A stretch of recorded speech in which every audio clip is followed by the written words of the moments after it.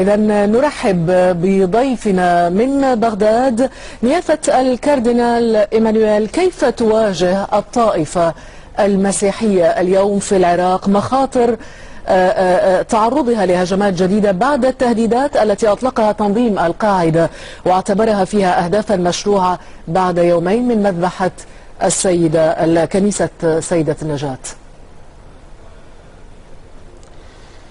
أهلا وسهلا بفضائية الجزيرة التي نكن لها كل التقدير والشكر لعملها الدؤوب وإيصال الأخبار إلى أبناء الشعب في العالم كله،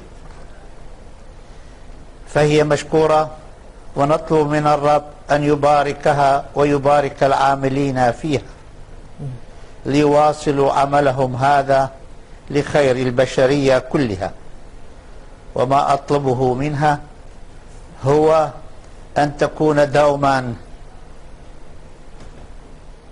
بخدمة الرب لكي يمجد اسمه في العالم وبين جميع البشر. طيب نيافة كاردينال إيمانويل، حدثنا قليلا عن وضع لا تنقل إلا نعم. ألا تنقل إلا الأخبار الجيدة الصالحة التي تقربنا منه تعالى، نعم، وتجعلنا أن نكون أمينين مع الله ومع نفوسنا ومع وطننا العزيز. طيب نيافة كاردينال، حدثنا الآن قليلا عن وضع المسيحيين في العراق من الناحية الأمنية والاجتماعية. تفضل. اتركيني يا أختي، اتركيني يا أختي أنا أقول. نعم. أنا أتكلم.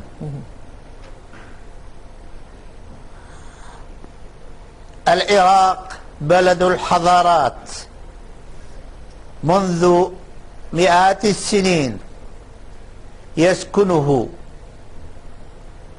الإسلام والمسيحيون والصابئة واليزيديون ومن مختلف الأديان الأخرى. كلنا نعيش معا بمحبة وأخوة، عاملين من أجل تقديس اسم الله ورفع شأنه بين الشعب وبين الأمم كلهم. فأريد أن يبقى العراق دوما مثالا صالحا، مثالا يقتدي به الغير، وهذا هو عليه اليوم عراقنا العزيز. لنا نحن المسيحيين لنا كنائسنا ومعابدنا نذهب إليها بكل حرية ونقيم فيها مشاعرنا الدينية بكل حرية، والجميع بإمكانهم أن يزوروا هذه الكنائس وهذه المعابد بوقار واحترام. لنا حرية العبادة، حرية العبادة، وليس حرية التبشير والدين.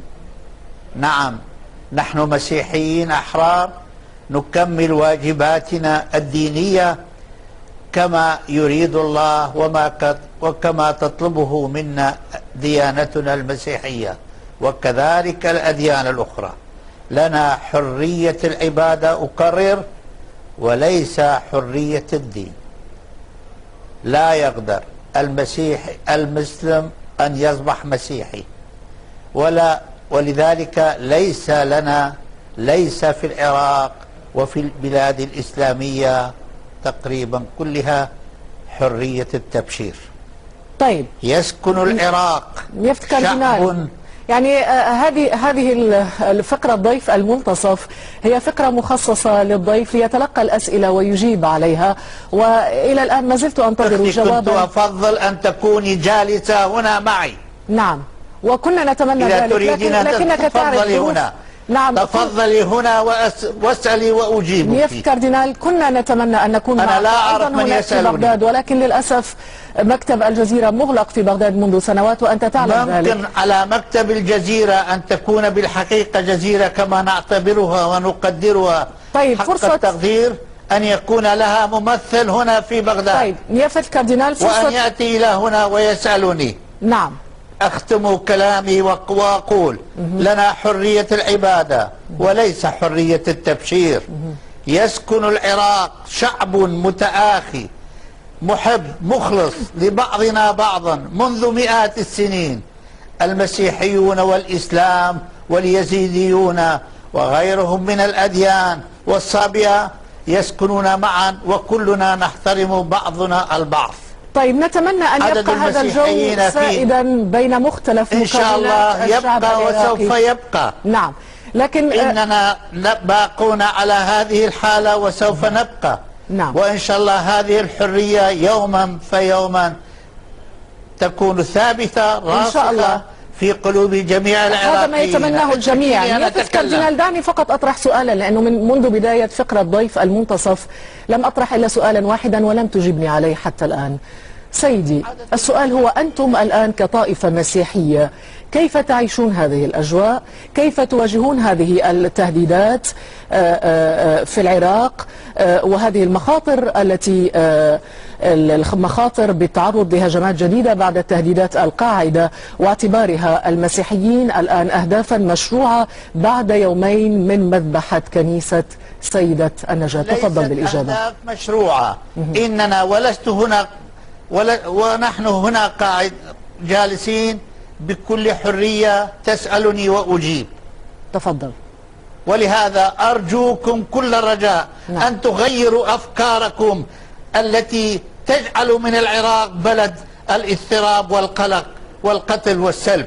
طيب نيافة الكاردينال، هل هناك خشية من أن يجبر؟ العراق بلد جميل. العراق يسكنه شعب محب مخلص محب الواحد للآخر. هذا ما أريد أن أقوله وسوف أقوله. نعم، وهذه الرسالة. عدد المسيحيين. نعم. اتركيني أنا أتكلم، اتركيني. تفضل. عدد المسيحيين فيه على مختلف الطوائف ما يقارب 1,000,000. كلنا بمحبة وأخوة، لم يحدث شيء بيننا مطلقا. كل يتعبد الله ويخدمه حسب ما تفرض عليه الديانة. هذا هو واقعنا في العراق. أرجو منكم كل الرجاء أن تغيروا أفكاركم السيئة عن عراقنا العزيز، عن بلدنا، عن هذا البلد الذي يسكنه شعب الحضارات.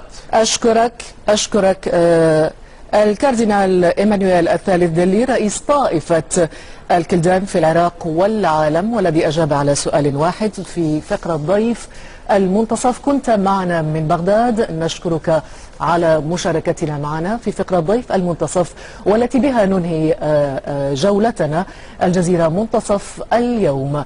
لكم منا أطيب المنى، ونلتقي بعد حوالي ساعة من الآن في نشرة أخرى للأنباء. لكم منا أطيب المنى وإلى اللقاء.